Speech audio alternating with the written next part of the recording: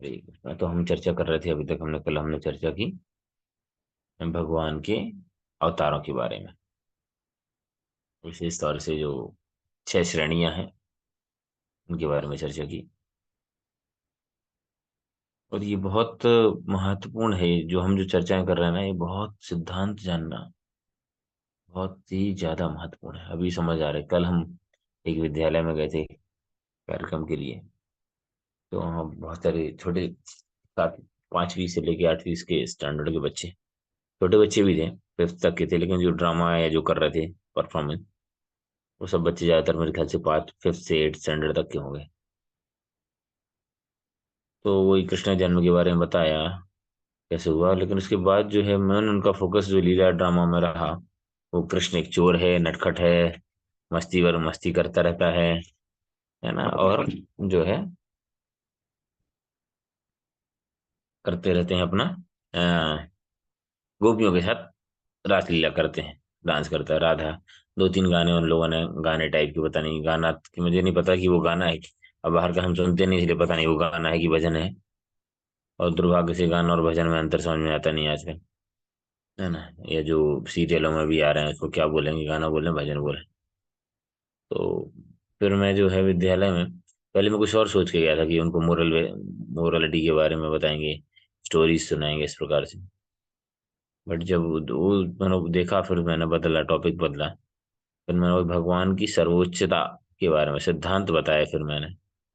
क्योंकि मैंने कहा नहीं तो उनके दिमाग में यही इंप्रेशन है ज्यादातर लोगों की, कि कृष्ण बस यही करते हैं, मस्ती करते हैं, गैया चराते हैं, पढ़ाई करते नहीं हैं, है ना, डांस कीर्तन करते रहते हैं, चोरियाँ करते हैं।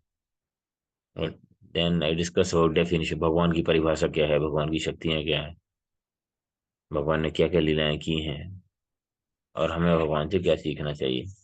कुछ कुछ चर्चाएं की।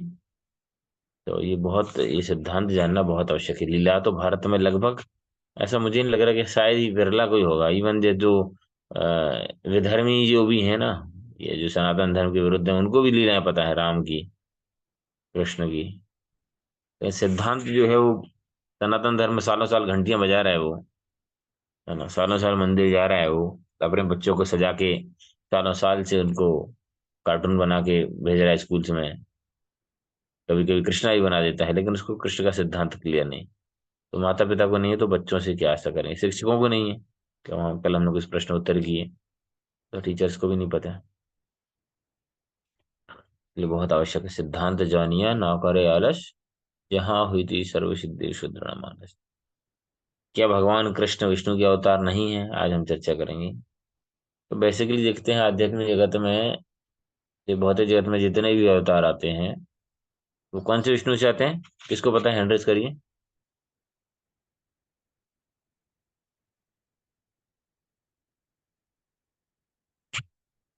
भौतिक जगत में जितने भी अवतार होते हैं, कौन से विष्णु से होते हैं। गर्भोदक गर्भोदक्षाय विष्णु। हरी बोल, आप दोनों का जवाब गलत है ना। इतना बार बोलने के बाद भी सब भूल कंफ्यूज जाते हैं। जितने भी अवतार आते हैं वो क्षीरोदक विष्णु के अवतार हैं, परमात्मा के रूप में भी रहते हैं। कल परसों भी तो चर्चा की थी।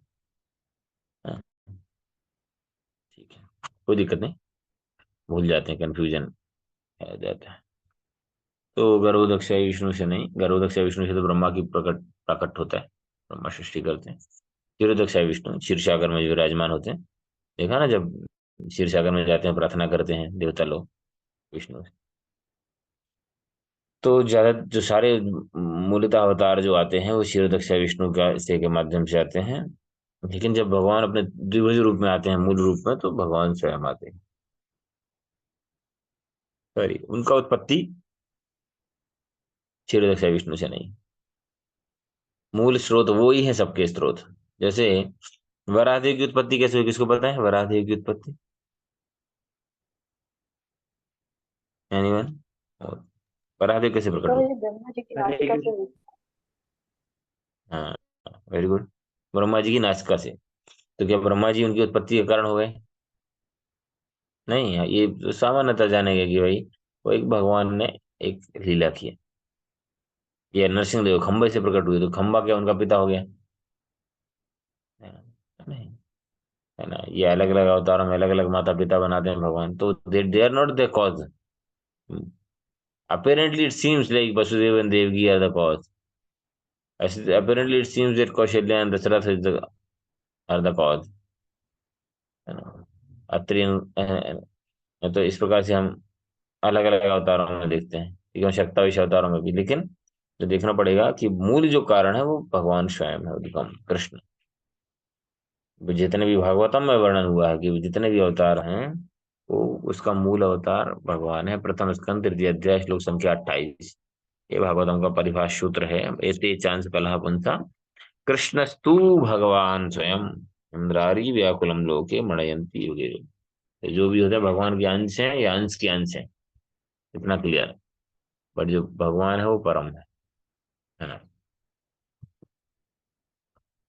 तो पहले ही बताया गया कि कृष्ण जो चार युगों में चारों अन्य चार गुणों से युक्त होते हैं, जो कि नारायण में भी प्रकाशित नहीं होते। कौन कौन से चार हैं, किसको याद है?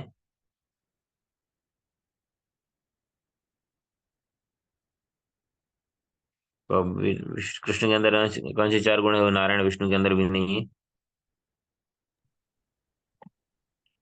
हरे कृष्णा प्रभु जी। आपने तो बता दिया, बोलिया नहीं था माता जी, पिछली बार बता दिया आपने। आपने बता दिए थे, मुझे याद है आपको। और कोई है? हरे कृष्ण प्रभु जी। वेणु माधुरी, रूप माधुरी, लीला माधुरी।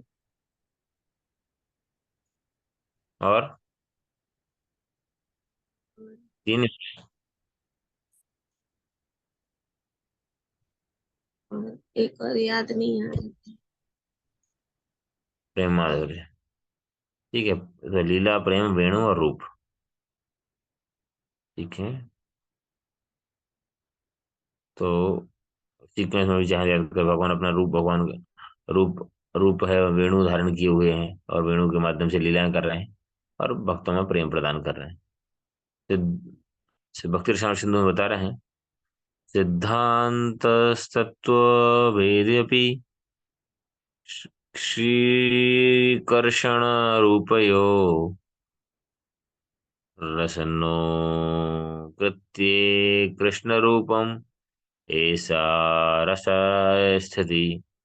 आध्यात्मिक साक्षात्कार के अनुसार कृष्ण नारायण तथा कृष्ण के रूप में कोई भेद नहीं है, फिर भी कृष्ण में प्रेम रस के कारण एक विशेष दिव्य आकर्षण है, जिससे नारायण भी, जो नारायण से भी श्रेष्ठतर है, और अन्य दिव्य रसपूर्ण संबंधों का निष्कर्ष यह है। इन चार विशिष्ट आकर्षणों के कारण भगवान कृष्ण का सानिध्य प्राप्त करने के लिए लक्ष्मी जी भी वैकुंठ के समस्त दिव्य सुखों का त्याग करके एक दीर्घ अवधि तक निरंतर तपस्या करती हैं। वैकुंठ में लक्ष्मी जी भी तपस्या करती हैं, भागवत में वर्णन आता है 10वें स्कंद में। कश्यानुभावोऽस्य न देव विद्महे त्वाङ्घ्रेणुस्पर्धा परशाधिकारः यदञ्जच्छै यदञ्जच्छया श्रीललानचरतपौ विहाय कामान रुचिरं धृताव्रता। हे प्रभु, मैं जानती हूं कि इस कालिया नाग ने किस तरह आपके चरण कमलों की धूल का स्पर्श करने का अवसर प्राप्त किया। इसके लिए तो लक्ष्मी ने अन्य सारी इच्छाएं त्याग कर कठोर व्रत धारण किया और सैकड़ों वर्षों तक तपस्या की थी। तो लक्ष्मी ने भी भगवान की चरण वंदना के लिए तपस्या की, और उनको भी जो है, जब भगवान रासलीला में नृत्य कर रहे थे तब भगवान की भुजाएं गोपियों का आलिंगन कर रही थीं। यह दिव्य अनुग्रह तो कभी लक्ष्मी जी को भी प्राप्त नहीं हुआ, जो और ना ही वैकुंठ की संगनियों को, है ना। और प्रश्न जो है, ये लक्ष्मी जी तपस्या करती हैं, शिव जी भी उसके लिए, है ना, ललिता देवी से महादर्शन लेते हैं। तो गोपियां जो भगवान श्री कृष्ण की नित्य संगति का आस्वादन करती हैं, सदैव पूर्ण संतुष्ट होती हैं, उन्हें भगवान नारायण के रूप में कोई आकर्षण नहीं होता। इसलिए अब देखेंगे, जब मैंने पिछली बार भी चर्चा की थी कि जब जो है भगवान रात से अदृश्य हो जाते हैं, तो एक बार वो चतुर्भुज रूप धारण कर लेते हैं। अब विष्णु के रूप में पूछते हैं आप किसको खोज रहे हैं। सोचो, विष्णु को देख के भी उन लोगों ने इग्नोर कर दिया, बोले हम अपने कृष्ण को देख रहे हैं। मतलब सोचो, विष्णु मिल जाए, मान लो कोई आदमी आप किसी को खोज रहे हैं, और मान लो प्रधानमंत्री या कोई बड़ा व्यक्ति मिल जाए, तो फिर बोलेंगे अरे आप मिल गए, वाह, और क्या चाहिए, सब मिल जाएगा। लेकिन चूंकि उनको पता है कृष्ण परम है, तो वही वही अलारनाथ में जो विग्रह आते हैं, बताते हैं वही विग्रह है भगवान। तो नारायण के रूप में प्रति उनका कोई आकर्षण नहीं है, भगवान कृष्ण की श्रेष्ठता को और अधिक प्रमाणित करता है। ब्रह्मांड को पुराण में कहा गया है, सहस्त्राणाम पुण्याणाम त्रिरावृत्या तयुत्फलम् एक एकाद्वत्या तु कृष्णस्य नामेका तत्प्रयच्छति। जैसे, किसको याद है श्लोक, शिव जी पार्वती जी वाला श्लोक याद है? राम का एक नाम विष्णु के 1000 नाम के बराबर होता है।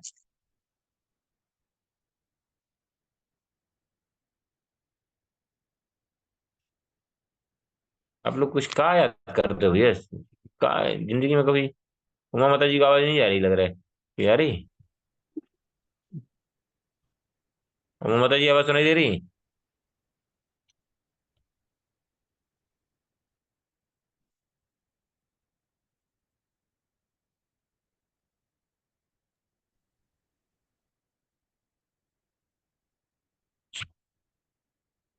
हरे कृष्ण। हाँ माता जी बताइए।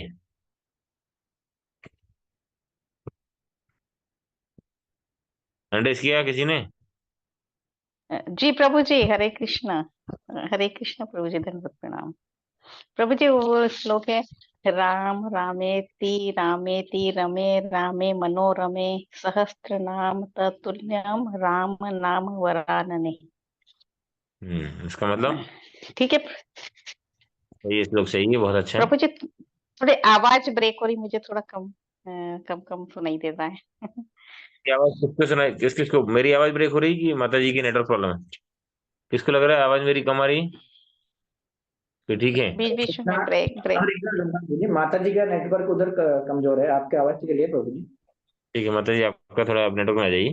तो राम रामेति रमे रामे वरुण ने सहस्त्र नाम तातुल्यम, 1000 नाम के बराबर, विष्णु के 1000 नाम के बराबर राम का एक नाम होता है।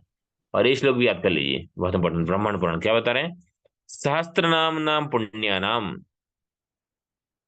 त्रि आवृत्त तो यत्फलम एक वृत्तिया तो कृष्णस्य नाम एका तत्प्रयच्छति। मात्र कृष्ण का केवल एक बार उच्चारण करने से वही फल मिलता है जो विष्णु के 1000 नामों का 3 बार उच्चारण करने से मिलता है। मतलब 3000 नाम के बराबर विष्णु के, कृष्ण का एक नाम। अभी प्रश्न आ सकता है, प्रभु फिर वो हम ज्यादा फायदा हो रहा है, बेनिफिट ज्यादा दिख रहा है, कृष्ण कृष्ण हरे कृष्ण कृष्ण कृष्ण हरे हरे, हरे राम क्यों बोल रहे हैं? इसमें तो 1000 गुना ही मिल रहा है। हरे कृष्ण ही बोले बाद में, हरे कृष्ण कृष्ण कृष्ण हरे हरे, हरे कृष्ण कृष्ण कृष्ण हरे हरे। राम क्यों नहीं? क्यों? क्योंकि शास्त्र में यही रिकमेंडेड है। शास्त्र में जो रिकमेंड आचार्य ने, वो क्यों कि कृष्ण शब्द के उच्चारण से जन्म मृत्यु के चक्कर से छूटता है, और राम शब्द के उच्चारण से व्यक्ति को आनंद प्राप्त होती है ना। रमन्ते योगिनानंदे सत्यानंद चिदात्मने यदि राम पदे नासो परमानंद अभिधीयते।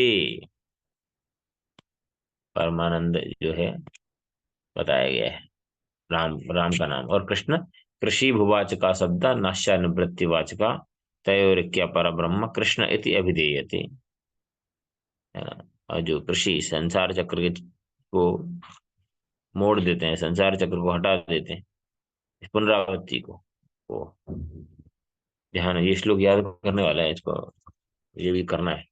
और तो बहुत सारे याद हैं भगवान कृपा से आप लोग ऐसे वैसे, तो ये श्लोक जो बहुत ही इंपॉर्टेंट है।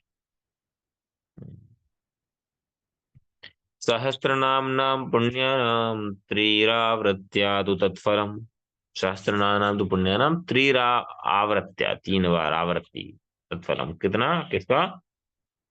एक वृत्तिया तो कृष्णस्य, कृष्ण का एक नाम। और 1000 का 3 गुना, 3 आवृत्ति कर दें, 1000 एक बार, फिर 1000 2 बार, फिर 1000 3 बार, इसलिए शास्त्राणां तु पुण्यम त्रिआवर्त्या तु तत्फलम एक वृत्त्या तो कृष्ण से, एक बार कृष्ण का नाम नाम है कि तत्प्रयच्छति, उतना ही फल प्राप्त होता है। ब्रह्म संहिता में बता रहे हैं ब्रह्मा जी 5:43 में, गोलोकनाम्नि निज धाम चितलेश तस्य देवी महेश हरिधाम सुतेषु तेषु। यहाँ पर भी धाम की स्थिति बताई, देवी धाम भौतिक जगत, महेश धाम, उसके ऊपर होता है हरि धाम वैकुंठ, और उसके ऊपर होता है गोलोक। यहाँ पे भी श्रेष्ठता श्रेष्ठ पता चले कि टॉप मोस्ट जो प्लानिट है वो कृष्ण का है। इस प्रकार हमें भगवान कृष्ण के रूप गुण नाम धाम को विष्णु के नाम रूप गुण या धाम से श्रेष्ठतर स्थापित किया गया है। ध्यान रखते हैं कि विष्णु भगवान विष्णु का और कोई नहीं बल्कि भगवान कृष्ण के ऐश्वर्य स्वरूप है ना। तो भगवान कृष्ण का ऐश्वर्य स्वरूप भगवान कृष्ण का ही विस्तार है विष्णु। लेकिन क्या होता है, एक उदाहरण देते हैं कि मतलब कोई कंपनी में एम्प्लॉय है और उसका जनरल मैनेजर है, डायरेक्टर है, तो उस एम्प्लॉय की सारी लेन देन वो डायरेक्टर के थ्रू या जनरल बेसिकली जनरल मैनेजर के थ्रू या डायरेक्टर के थ्रू होती है। तो उसको लगता है कि यही बॉस है, यही सब कुछ है, यही करता धरता है। कभी कभी कंपनी का बॉस भी आता है तो वो नहीं समझ, जो डीलिंग्स हैं देवताओं के साथ, ब्रह्मा जी के साथ जब प्रॉब्लम्स आती हैं तो उसकी डीलिंग्स डायरेक्ट डीलिंग कंपनी का ओनर नहीं कर रहा है, जनरल मैनेजर, प्रोजेक्ट मैनेजर, ये जो बोल सकते हैं, प्लांट मैनेजर जो भी उसका इंचार्ज है वो कर रहा है। तो इसी प्रकार से जो संसार की डीलिंग्स जो है, जो समस्याएं आती हैं, इंद्रारी व्याकुलम लोके मृणयन्ति युगे युगे, तो जो है विष्णु के माध्यम से भगवान अपना प्रकाश करते हैं। जैसे यहाँ तक किसी को कोई क्वेश्चन डाउट कमेंट समझ में आ गया? Okay, next point. आजकल कई लोग दावा करते हैं कि वे अवतार हैं, तो हम कैसे जाने कि वास्तव अवतार कौन है? प्रभुपाद जी बोलते हैं India is a factory of God. हर साल कई भगवान पैदा होते हैं, कई मर जाते हैं, कई व्हील चेयर पे चले जाते हैं, है ना? कई अस्पताल में पड़े रहते हैं भगवान। मैं तो रहा महाराष्ट्र में, साउथ इंडिया में भी बहुत भगवान है। मूर्ख लोग भगवान जाने कैसे भगवान ही जाने कैसे लोगों को भगवान मान लेते हैं। I don't know, very surprising. हम थे जब मैं पढ़ाई कर रहा था पीजी में मुंबई यूनिवर्सिटी से, तो हमारे कॉलेज हमारी मेरे बैच में ही था एक बंदा, उसके तो किसी को नाम नहीं, नाम याद नहीं आ रहा मुझे, नहीं लेने में कोई समस्या नहीं है, भूल गया। तो कोई था वो अपने आप को राम का अवतार बोलता था, उसका एक छोटा भाई था उसको लक्ष्मण अवतार, और पत्नी को सीता, और बने हुए भी फोटो भी, वो पूजा भी कर रहा है, मूर्ख जो इंसान है, पढ़ाई कर रहा है, पीजी कर रहा है, एम फार्मा कर रहा है, हमारे साथ कर रहा था। तो पीछे बने हैं, उसके पीछे राम, उसके पीछे लक्ष्मण, उसके पीछे सीता, वो प्रकाश है बोले। और पढ़े लिखे एजुकेटेड लोग, क्योंकि if you want to be cheated, cheaters are available. अरे भगवान है आप तो जी, हमारी भैंस ठीक कर दी, हमारी बिटिया को ब्याह करवा दो, और हमारी साइकिल खो गई थी, मोटरसाइकिल से मिला दी। भगवान है आप तो, गुरुदेव, गुरुदेव आप तो महान है। कुंडली नहीं मिल रही थी, कुंडली मिलवा दी। गुरुदेव आपने बुखार ठीक कर दो, आप भगवान। तो भारत में ऐसे बहुत लोग हैं जो अपनी भौतिक इच्छाओं के लिए कोई थोड़ी बहुत सिद्धियों के माध्यम से थोड़ा बहुत कुछ कर देता है, तो उसको भगवान मान बैठते हैं। ठीक कर दिया, है ना, कुछ सोना बना दिया, पाउडर बना दिया, भभूति दे दी, कुछ रोग ठीक कर दिया, तो उसको भगवान मान बैठते हैं। भारतवर्ष में अंधा अनुकरण करने वाले लोग। लेकिन शास्त्र क्या बोल रहे हैं? केवल प्रचलित ना मत के अनुसार या मुट्ठी भर अनुयायियों के दावे से कोई अवतार ही नहीं होता, वोटिंग से नहीं होता। अरे हमारे फलाने महाराज जी, ये महाराज जी, वो महाराज जी, सब भगवान। केवल भगवान भगवान नहीं है, बाकी सब भगवान है ना।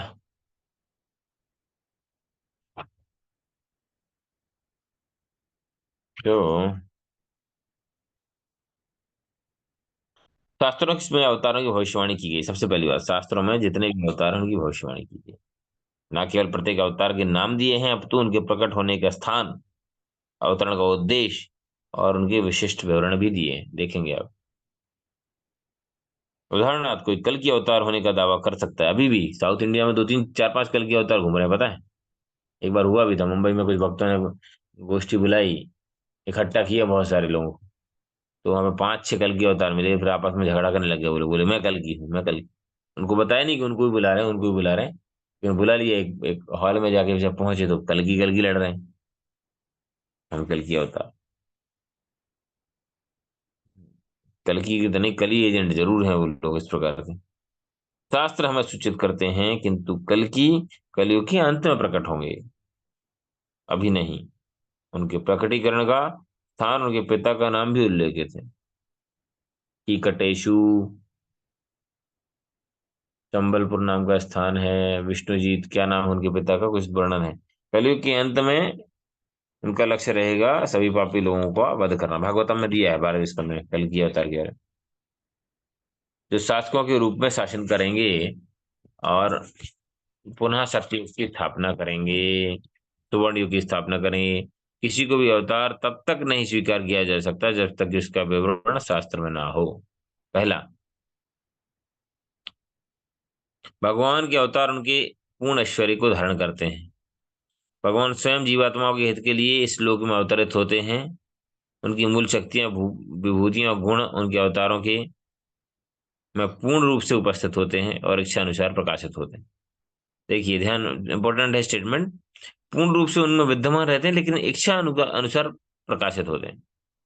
तो भगवान के जितने भी अवतार हैं, तो चाहे वो नारायण के रूप में हो, वराह के रूप में हो, कच्छप के रूप में हो, मत्स्य के रूप में हो, उनके अंदर सारी विभूतियां हैं। तो 6 ऐश्वर्य सब कुछ संपूर्ण मात्रा में है, लेकिन आवश्यकता पड़ने पर दिखाते हैं। कहीं वामन अवतार में वैराग्य दिखाया, नरसिंह अवतार में शक्ति दिखाई, इस प्रकार से है ना। उदाहरणार्थ क्योंकि अर्जुन कृष्ण के को सर्वोच्च स्थान की पुष्टि करना चाहते थे, तो उन्होंने कृष्ण से अनुरोध किया कि वे स्वयं को भगवान का प्रमाण और अपना विश्व रूप दिखाएं, प्रामाणिकता के लिए। क्योंकि भगवान सभी वस्तुओं की सृष्टा हैं, वे बिना किसी प्रयत्न के सारे ब्रह्मांड को और समस्त सृष्टि को दिखा सकते हैं। तो स्वयं को अवतार होने का दावा करते हैं, उन्हें विश्व रूप दिखाने दो, जिसका मापदंड भगवान कृष्ण ने अपना विश्व रूप दिखाकर स्थापित किया है। प्रभुपाद जी बोलते हैं, कोई भगवान बोला तो बोलो भैया विश्व रूप दिखाओ। चलो भैया विश्व रूप नहीं दिखा रहे तो भगवान तो शेषनाग पे लेटे रहते हैं, आप 2 4 अजगरों के बीच में लेट लेट जाओ। किसी के पास तुच्छ मात्रा में राख उत्पन्न करने की शक्ति हो सकती है, किंतु यह उसको अवतार नहीं बना देते हैं। बोलते हैं कि सोने 2 4 सोने की भभूति बना दी, सोने की जिन्होंने खान बना दी, उनके लिए हम वैल्यू नहीं है। इसके अतिरिक्त प्रत्येक जीव का परमेश्वर के साथ शाश्वत संबंध है तथा उसके प्रति निहित प्रेम और भक्ति भी है, जो यद्यपि अपनी अभी अज्ञानता से अवरत है। परम परमेश्वर के दिव्य नामों का कीर्तन करने से, उनकी महिमा का श्रवण करने से और उनकी भक्तिमय सेवा, उनके भक्तों के संग करने से यह पुनः जागृत हो जाती है। जीवात्मा के अंदर भगवान के प्रति प्रेम स्वभावता होता है, लेकिन सुप्त अवस्था में है। बोलते हैं ना, नित्य सिद्ध कृष्ण प्रेम साधक वो नाय, श्रवण आदि शुद्ध चित्ती करिया उदय। यदि कोई स्वयं को भगवान घोषित करता है तो उसका स्थान ग्रहण करने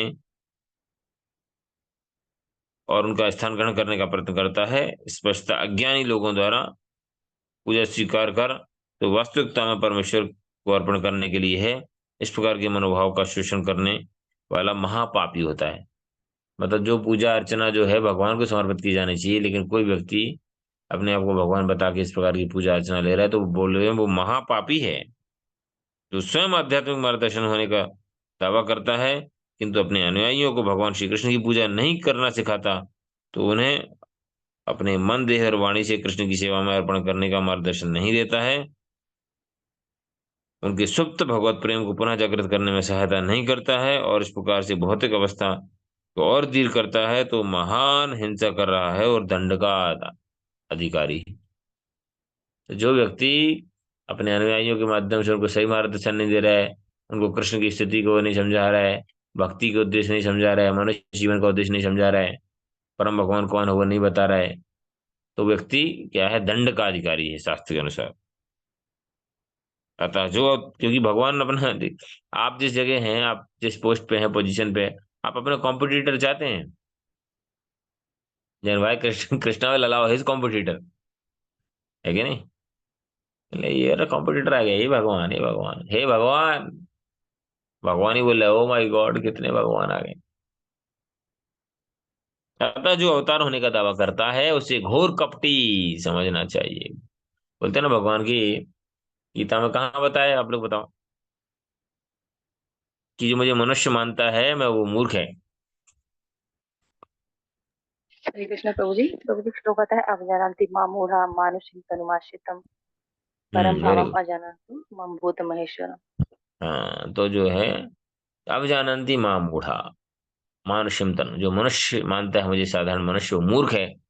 और जो साधारण मनुष्य को भगवान मानता है वो महामूर्ख है। घोर कपटी समझ देना चाहिए। और जब तक कि वह ऊपर उल्लेखित निष्कर्ष पर नहीं पहुंचता, दुर्भाग्य से आधुनिक हिंदुत्व अनेक अवतारवादी मूर्खों और भ्रामक शिष्यों द्वारा पीड़ित है। बहुत मिल जाएंगे आपको हर खंड में, बुंदेलखंड, बघेलखंड, मलयाच खंड, मालवा, है ना, सब दूर कुछ ना कुछ भगवान मिलेंगे आपको। और साउथ में तो बहुत हैं, महाराष्ट्र में भी बहुत हैं, बंगाल में भी बहुत हैं, सब दूर भगवानों की लाइन लगी है। अवतारों का एक और है संदिग्ध संकेत, उनके चरण कमलों पर अंकित चिन्ह। तो भगवान जो है उनके चरण कमलों पर चिन्ह अंकित होते हैं। पादानि व्यक्तमेतानि नंदसूनोर्महात्मना लक्ष्यते ही ध्वजाम्भोज वज्रांकुशयाव माधवी। गोपियों ने कहा, इन पद चिन्हों में ध्वज, कमल, वज्र, अंकुश और जो आदि चिन्ह स्पष्ट कह बतलाते हैं वो नंद महाराज के पुत्र महात्मा कृष्ण के हैं। तो शायद मुझे एग्जैक्टली याद नहीं है, शायद भगवान के चरणों में 13 और राधा रानी के चरणों में 11। करेक्ट बोलो ना, कुछ लोग, आप लोग करेक्ट कर सकते हैं। Is it? शायद इतने चिन्ह होते हैं। 13 11 है कि 9 11 है, I need to check it again, but Radha Rani के और कृष्ण के चरणों। वैरवा ज्ञायते देवो भगवान भक्तवत्सला तदन्याहं वेद आयुस्ति तत्तमेताम योदितम। ब्रह्मा जी ने नारद से कहा, कृपया करके यह जाने यह जानिए कि जब मैं यह कहता हूं कि भगवान कृष्ण का कोई समान नहीं है, मैं सत्य बोल रहा हूं। मैं उनके चरण कमलों के दिव्य चिन्हों को भली भांति जानता हूँ, जो यह व्यक्त करते हैं कि परम ऐश्वर्यवान वास्तविक भगवान है, जो अपने भक्तों के प्रति अत्यंत प्रिय हैं। नारद जी को पद्म पुराण में ब्रह्मा जी बता रहे हैं कि मैं जानता हूँ भगवान के चरण कमलों को, देखा है मैंने। षोडशैव तु चिन्हानि 16, याद आ गया देखो। मया दृष्टानि तात्पदे, कृष्ण के चरण कमलों में सुशोभित 16 चिन्ह होते हैं पद्म पुराण में। राधा रानी के साथ थोड़ा कुछ कम है। शास्त्र भगवान कृष्ण के शुभ चिन्हों की संस्तुति करते हैं। उसमें क्या क्या है, ध्यान से सुनिए, कुछ याद कर लेंगे तो अच्छा है। ध्वज, पंकज मतलब कमल, वज्र, अंकुश, जौ, स्वास्तिक, ऊर्ध्व रेखा, अष्टकोणी तारा, आकाश, इंद्रधनुष, त्रिकोण, घड़ा, अर्धचंद्रमा, मत्स्य और गाय का खुर का चिन्ह। कृष्णाख्यम तु परम ब्रह्म भुवि जातम न संशया द्वयं वाया वयं वाया चत्परा पंच चैव च दृश्यन्ते वैष्णव श्रेष्ठा अवतारे कथंचन। हे वैष्णवों में श्रेष्ठ भगवान श्री कृष्ण पूर्ण पुरुषोत्तम भगवान का वास्तविक रूप है, इसमें कोई संशय नहीं है। श्री कृष्ण के अवतारों, भगवान के अवतारों के चरण कमलों पर इन मंगलमय चिन्हों में से 2 3 4 अथवा 5 चिन्ह उपस्थित रह सकते हैं, किंतु सारे 16 केवल भगवान श्री कृष्ण के चरण कमलों में उपस्थित हैं। पद्म पुराण का ही पहला श्लोक है। 16 जो है, 16 जो है भगवान के कृष्ण के चरणों में है। बाकी के में अलग अलग हो सकते हैं, 2 4 6 8। 5, तो 2 3 4 5 ऐसे कुछ हो सकते हैं। अवतार कौन है, इसको समझना सरल है। जो अवतार होने का दावा करते हैं, उनके पैरों के तलवों को देखें। यदि उन पर शुभ चिन्ह देखते हैं तो तुरंत ही उनके चरणों को में अपना सिर लगा दीजिए, किंतु यदि वहां कोई ऐसे चिन्ह नहीं है जो आप देख रहे हैं, तो एक और बद्ध जीव के तुच्छ पैर हैं और वो पूजनीय नहीं है। फिर कायदे में अपना पैर उसको लगाना चाहिए, लेकिन ठीक है, उतना नहीं करते अपन। उसके पैर में अंकित नहीं है तो फिर वो लोग ठीक है, दिखाते हैं।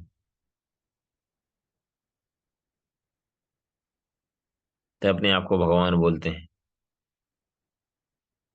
मैं यह स्वीकार करता हूँ कि भगवान श्री कृष्ण और भगवान राम अवतार हैं, किंतु इस्कॉन के सदस्य चैतन्य महाप्रभु को स्वयं कृष्ण का अवतार विस्तार कहते हैं।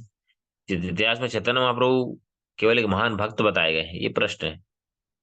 रामकृष्ण को तो मैं मानता हूँ, हम सब मानते थे। चैतन्य महाप्रभु भगवान कैसे हैं, ये डाउट है।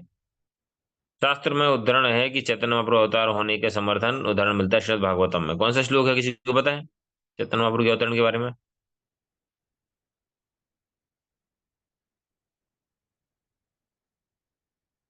बहुत सारे श्लोक है, महाभारत में भी है। हेमांग चंदनांगदी, हेमांग वर्णम। और भागवतम में आता है 12 5 11 5 32। हरे कृष्ण कृष्णा वर्ग।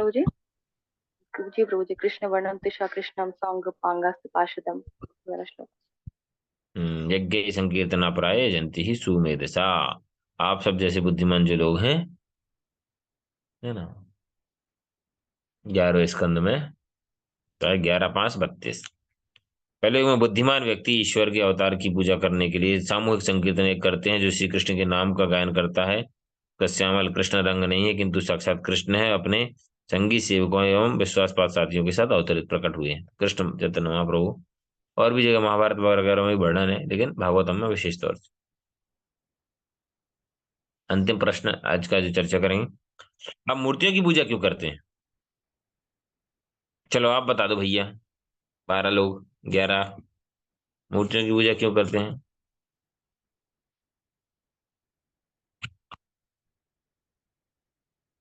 बता नहीं, प्रभुपाद जी बोले, दादाजी बोले, गुरु जी बोले, घंटी घुमाइयो, भोग लगाइयो, पर्दा लगाइयो, मंत्र पढ़ियो। कर रहे हैं। क्यों कर रहे हैं? ये तो पते की बात है, आज तक कोई ने पूछी ना। हाँ जी, आप ही बताइयो। 2 हाथ हैं। सेकंड नंबर पर किसने किया हाथ खड़ा, मैंने ध्यान नहीं किया। कौन है सेकंड बार दूसरा नंबर? जल्दी भैया, टाइम हो रहा है, दर्शन के लिए जाना है। अर्चा विग्रह के दर्शन, मूर्तियों की पूजा। दूसरा हाथ किसने खड़ा किया, याद नहीं है भैया तो मत बोला करो। हरे कृष्णा जी प्रभु जी, मैंने किया। हमारी आवाज लेट जी जाती है प्रभु क्या? जी। सब हाँ लोगों प्रभु तक जी, लेट? सिग्नल की प्रॉब्लम। नहीं, आपके पास सबके पास ही लेट जाती है, रेस्पॉन्स लेट आ रहे हैं। हो सकता है, हो सकता है। हाँ जी।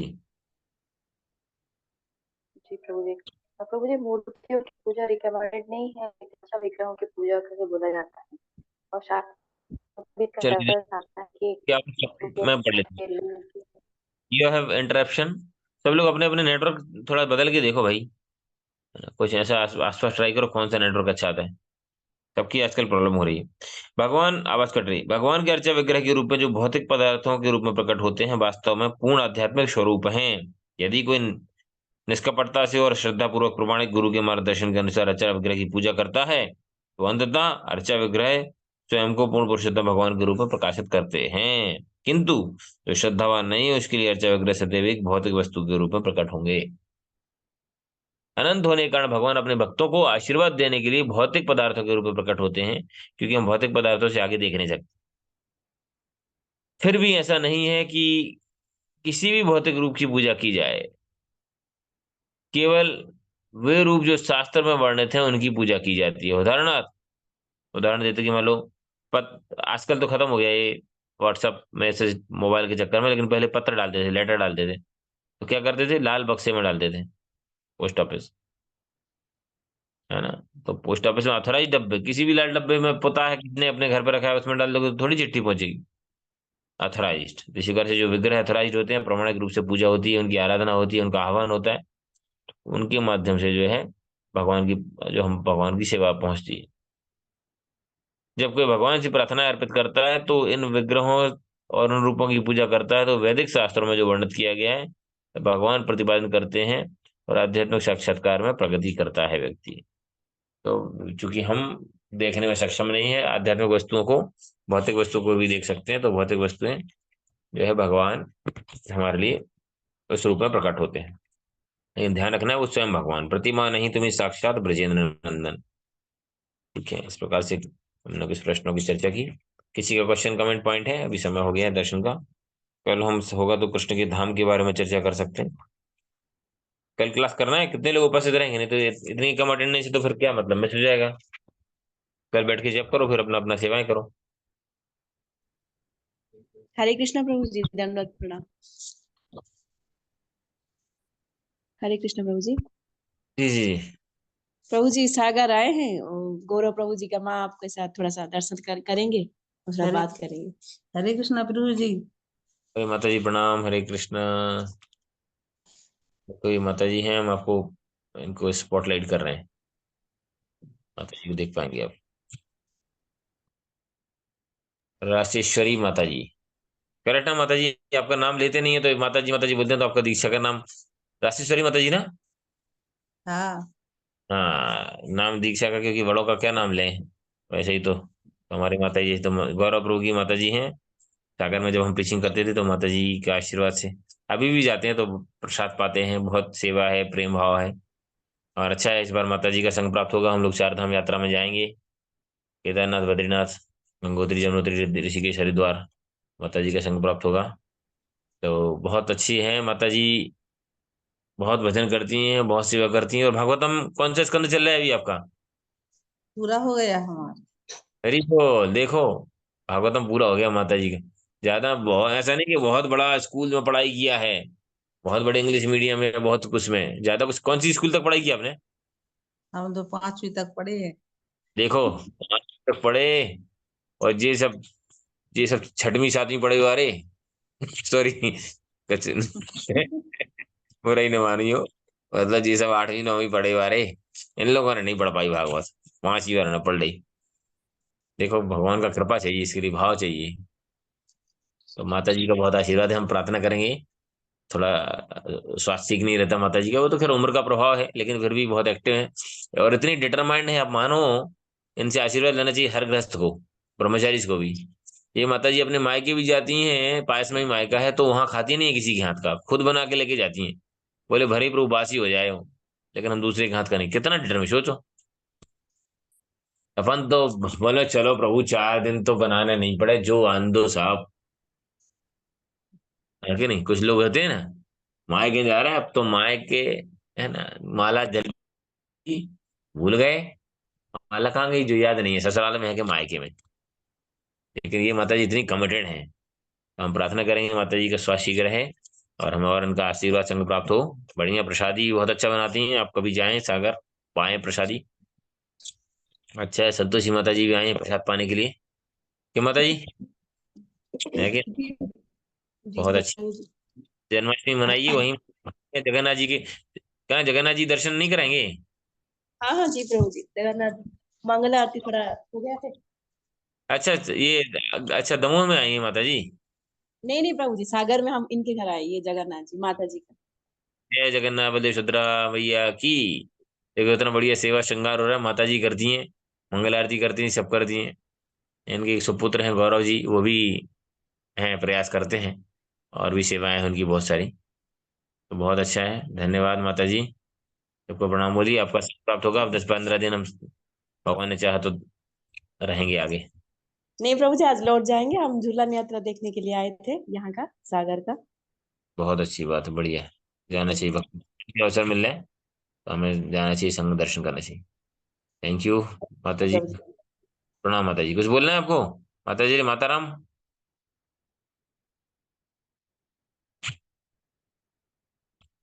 नहीं कहना है, कछू कहना है?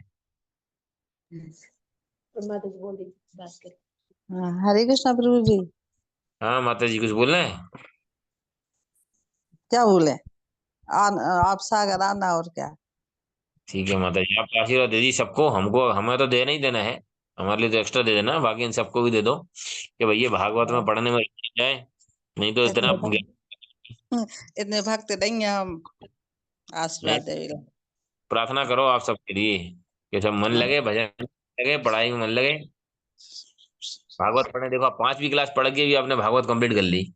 और ऐसे इनकी नहीं पढ़ी है प्रभु जी, एक एक बार जो है जो अच्छा है रहता है उसमें निकलता है, तो उसको हम कम से 10 10 बार जब तक अच्छी पूरी तरह से याद नहीं होता तो हाँ देख, पढ़ते रहते हैं। उसमें तो बहुत लिखा है उसमें तो। बहुत अच्छा है। जी के साथ हमें बहुत अवसर प्राप्त हुआ। 2 3 वर्ष पहले हमने पूरा पुरुषोत्तम माह है वहां माता जी के साथ बैठ के भागवत पढ़ी।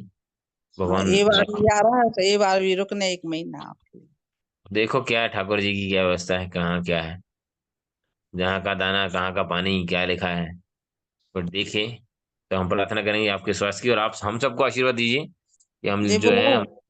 ये बोला कृष्ण दरबार से आपको निमंत्रण आया था, बोल रहे थे कि उनको बुला देना, आपके लिए हाँ निमंत्रण है भंडारा। जी हाँ, उनका कुछ मैं चर्चा कर लूंगा उनसे, उनसे लगा आप दूंगा फोन। चर्चा कर, हाँ आप चर्चा कर लेना। जी माता जी। आपको बुला रहे थे वो।